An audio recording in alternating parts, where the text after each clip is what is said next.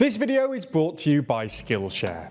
Today, Israeli forces enter Gaza. Russia wargames a massive nuclear strike, and Slovakia stops sending military aid to Ukraine. From TLDR News, this is your daily briefing for Thursday, the 26th of October, 2023. In the early hours today, Israeli forces began what they refer to as a targeted raid just north of the Gaza Strip. The military have claimed that the raid was designed to prepare the battlefield for the next stages of the war, although they were clear that this was not the start of an Israeli ground invasion. Instead, it was merely the preparation for one. In a televised address to the Israeli people, Prime Minister Benjamin Netanyahu claimed that all Hamas members are dead men, above ground, underground, in Gaza and outside Gaza. A statement that unambiguously made clear his plans for a ground invasion. However, despite the targeted raid, there has been no additional suggestions about when the full-scale invasion will happen. Netanyahu is being pushed both from the hardliners within his government, who are urging him to invade quicker, and members of the international community, who are urging him to delay these plans.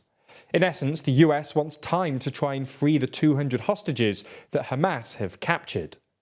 In addition to any news about a ground invasion, it's also been claimed by the Israeli Defense Forces that they hit 250 Hamas targets overnight, alongside hitting infrastructure, missile launch positions, and numerous terrorist cells. For their part, it seems that those in Gaza are still struggling, with the UN continuing to issue warnings about a fuel crisis in Gaza.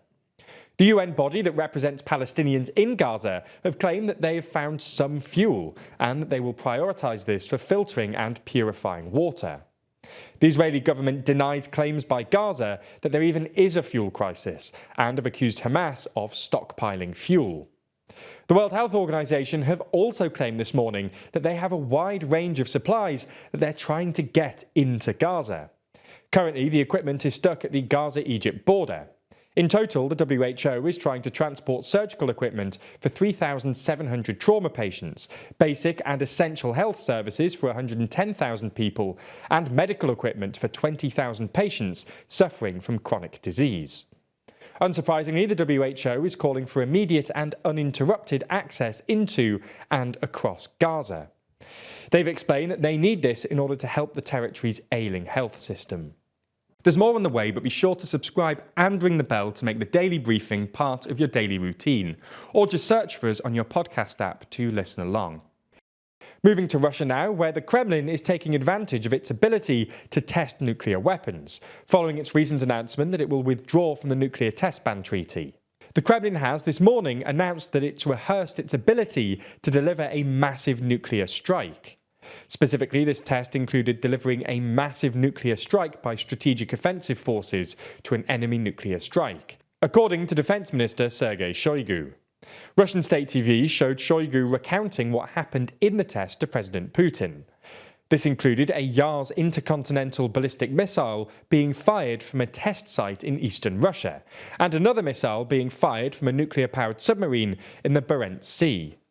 This appears to be yet another attempt by President Putin to warn the world that Russia has nuclear weapons, and that he's already prepared to use them, if the worst comes to the worst.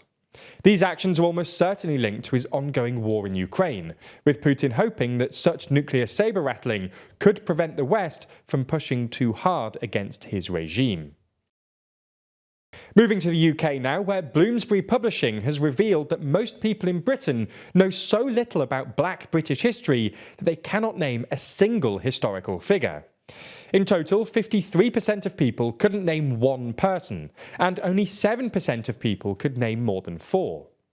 The survey also revealed that 75% of British people admitted that they did not know very much or anything at all about the subject.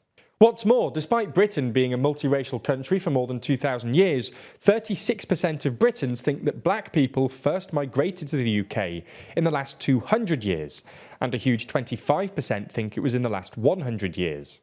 Atanuke, the award-winning Nigerian-born author, said of the findings that, "I think disbelief is really the only word." She added that there's always been people with black and brown skin in Britain, from the Stone Age through every single era to the present day.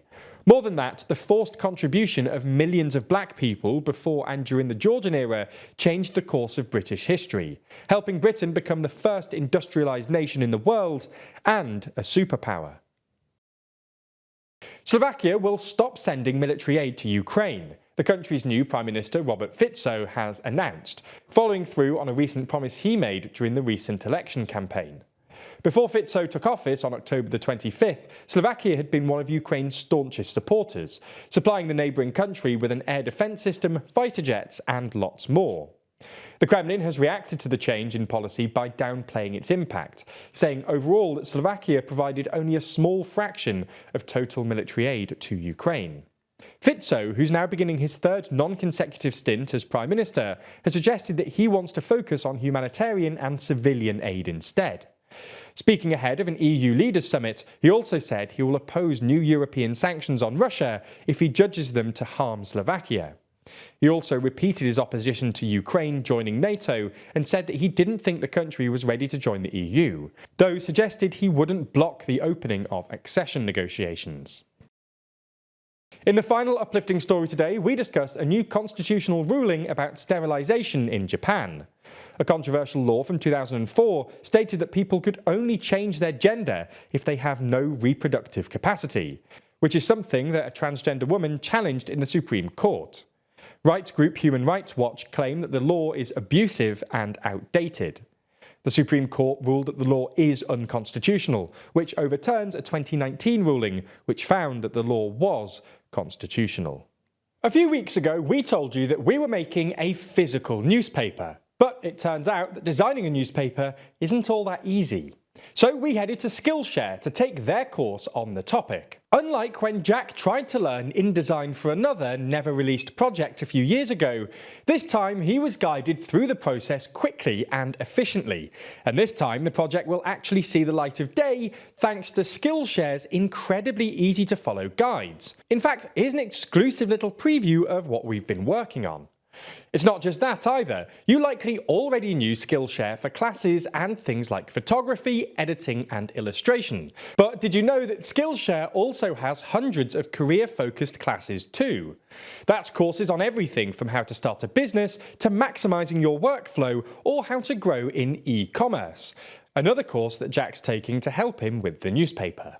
And if you use our link, then you can get access to all of that for free. That's right, the first 500 people to use our link will get access to one of Skillshare's best offers. 30 days free and 40% off your first year of Skillshare membership. That's the best Skillshare offer we've ever had, so make sure you click our link in the description. Thanks for your support and to Skillshare for sponsoring this video.